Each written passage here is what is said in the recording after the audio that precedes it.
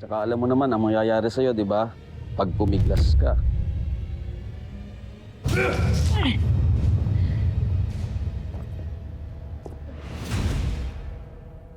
Susundin mo lahat ng iutos ko sa'yo. Dahil kung hindi, may masamang mangyayari. Hindi ako natatakot sa'yo! Patayin mo na lang ako dahil hindi ako susunod sa utos mo.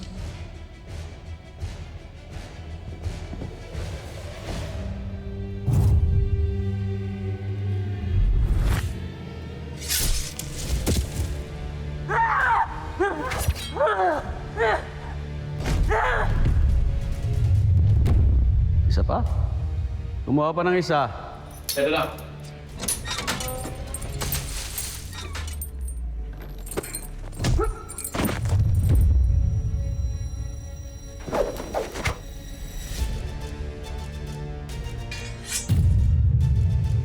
Tama na!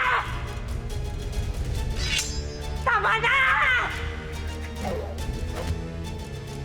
Di ba sabi ko sa'yo? Pag pumalag ka, may masamang mangyayari. Hindi sa'yo. Pero sa ibang mga atubaw na kasama mo dito. Okay ba yun?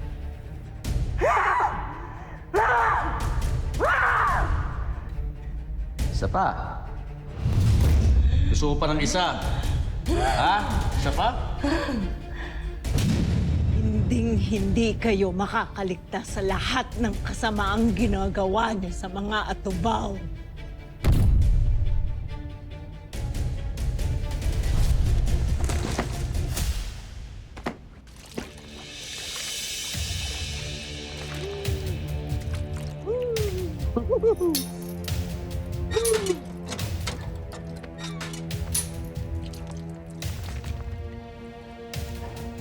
Buhos mo na. Boss, buhos mo na.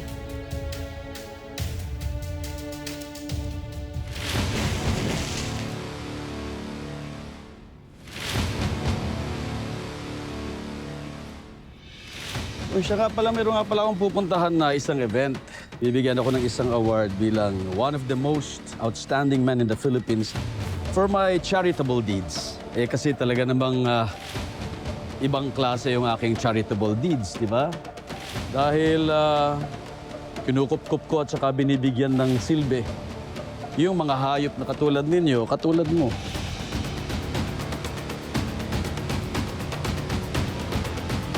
Okay?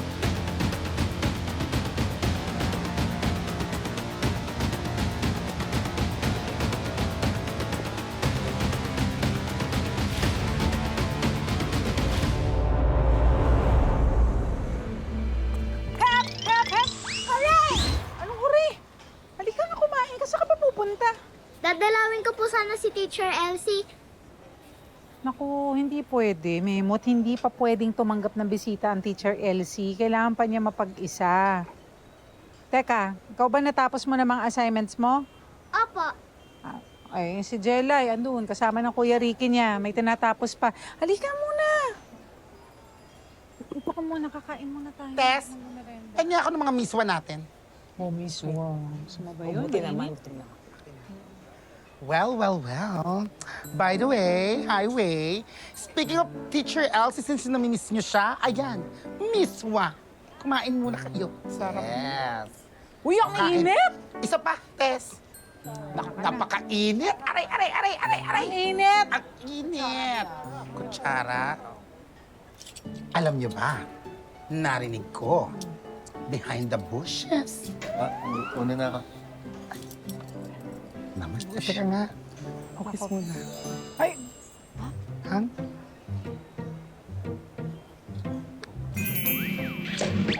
ang harot! May bata. Lambing. Okay lang yan. Paglaki mo, maiintindihan mo lahat. Eto na nga. Based on my observation at sa mga naririnig ko behind the bushes, eto daw si Teacher Elsie ay tila parang nagbago. Naging matigas ang kanyang ulo? Hindi.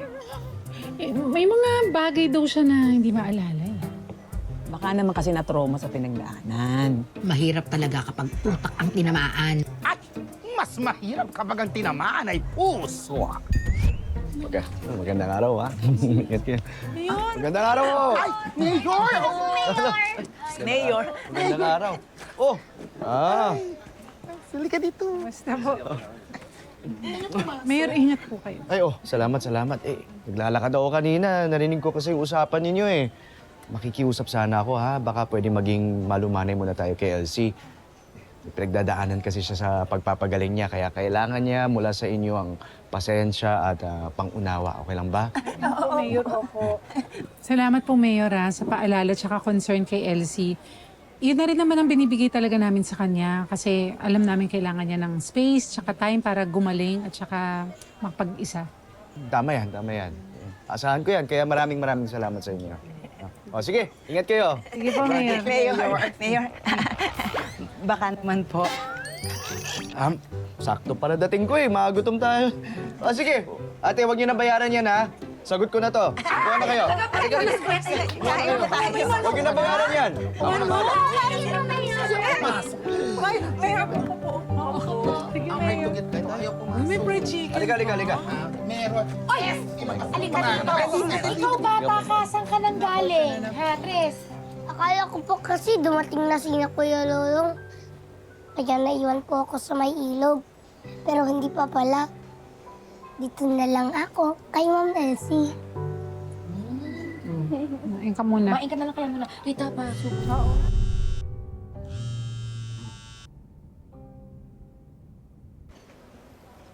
Oh, good news. Mayor, magpapasoft drinks po kayo. Bukod pa doon, sige, libre ko kayo. Nabalitaan ko na bumalik na sila Lolong galing Isla Pangil. Oh. Yay! Darating na sina Kuya Lolong! Okay, nako. Ubusin niyo na yan at ipapasara ko tong karinderya dahil sasama akong salubungin si Baby Lolong. I'm sorry, Rolly. Mabuti naman. Makakauwi na po si Bokyo. Gusto niyo sabay-sabay na tayo? Tulog ko. Uy! Ready mo na yung sasakyan, ha? Salubungin natin sila Lolong. Gusto niyo ba yan? Halika na natin. Naalala lang ako nito. Bakit hinahayaan mong ganun-ganunin ka nung Hulyo na yun?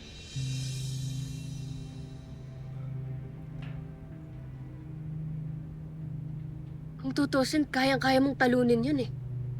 Kung gugustuhin mo. Kagaya ng pagtalo mo dun sa malaking Russian fighter na yun. Ginagawa ko lang ang nakakabuti para sa mga atubaw na nandito. Para mapanatili silang buhay. Nakita mo naman, ang mga tao ni Julio may hawak ng mga pangilang buhaya. Dahil alam nila na yun ang kahinaan natin. At isa pa nararamdaman kong mas baliwang ka ng kamay ni Julio na si Ivan na maaaring makapatay sa akin. Di na ba talaga tayo makakalis sa impyernong lugar na to? May tamang panahon para sa ating paglaya. Malapit na tayong iligtas ni Lolo. Naniniwala ako. Kung hindi si Lolong, sinong tutulong sa atin na makaligtas dito? Naniniwala ako na si Lolong ang sugo ni Apong Ayo na magliligtas sa atin.